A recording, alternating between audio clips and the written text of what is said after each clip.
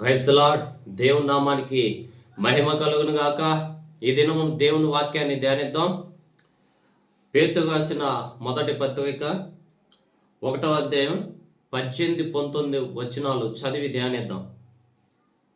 పితృ పారంపర్యమైన మీ వ్యర్థమైన ప్రవర్తనను విడిచిపెట్టినట్లుగా వెండి బంగారం వంటి క్షయ వస్తువుల చేత మీరు విమోచింపబడలేదు గాని అమూల్యమైన రక్తము చేత, అనగా నిర్దోషమును నిష్కలంకమునగు గొర్రె పిల్ల వంటి క్రీస్తు రక్తము చేత విమోచింపబడితేగాని మీకు తెలియదా?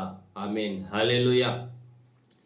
ఆచారాల్లో వస్తువులను బట్టి, అంటే మన పితరులు ఆచారాల్లో జీవిస్తున్నారు, ఆచారాల్లో వెళుతున్నారు, వాళ్ళ బాటలోనే నేను వెళ్తాను, వాళ్ళు నడిచిన క్రమంలోనే నేను నడుస్తాను అంటే కుదరదు. వాళ్ళు యేసుక్రీస్తు ప్రభువుని మన పితరులు అంగీకరించాల, శాస్త్రులు కానీ పరిసయ్యులు కానీ. అయితే విమోచన ఎవరి ద్వారా కలిగింది అని అంటే వస్తువులు బట్టి కాదు, నీ తల్లి తండ్రులు బట్టి కాదు, నీ అన్నదమ్ములు బట్టి, నీ బంధువులు బట్టి కాదు, కానీ అయితే అమూల్యమైన క్రీస్తు రక్తము చేత మనం విడిపించబడ్డాం. ఆమేన్, హల్లెలూయా.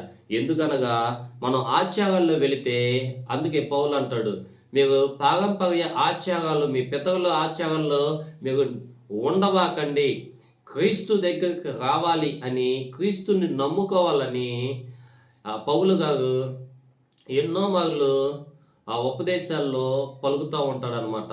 అనేక పత్రికల్లో మనం చూస్తూ ఉంటాం. అయితే పేతురు కూడా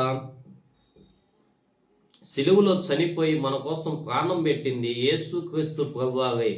మీ పితరుల వల్ల కాదు, గొర్రెలు మేకల వల్ల కాదు, కానీ యేసుక్రీస్తు ప్రభువు ద్వారానే, ఆయన రక్తము ద్వారానే విమోచన కలిగింది. అయితే ఈ శ్రమల కాలంలో, శ్రమ దినాలు ఎవరికి అంటే బ్రతికున్న నాకు నీకు. యేసుక్రీస్తు ప్రభువు శ్రమపడి చనిపోయి వెళ్ళిపోయాడు. అయితే ఇక శ్రమ పడాల్సింది మనమే, ఈ లోకంలో ఉన్న వ్యక్తులే.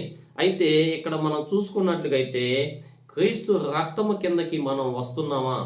క్రీస్తు రక్తము మనం ఆహ్వానిస్తున్నామా? ఆయన సిలువ దగ్గరకు వస్తున్నామా? ఆయన రక్తం చేత కడగబడుతున్నామా? ఏదో బైబిల్ తీసుకొని ప్రార్థనకు వెళ్ళి వచ్చేస్తే ఆచార ప్రకారంగా నీకు రక్షణ రాదు, నీకు మారు మనసు ఉండదు. కాబట్టి ఆచారంగా వెళ్ళబాక, అలవాటుగా వెళ్ళొద్దు. నువ్వు ఏదైతే ఏ స్వభావం కలిగి వెళ్తావో అదే పొందుకొని వస్తావు. నాకు రక్షణ కావాలంటే రక్షణ పొందుకొనే వస్తావు. కాబట్టి ఈరోజు నువ్వు అర్థం చేసుకొని గమనించుకోవాల్సిన విషయాలు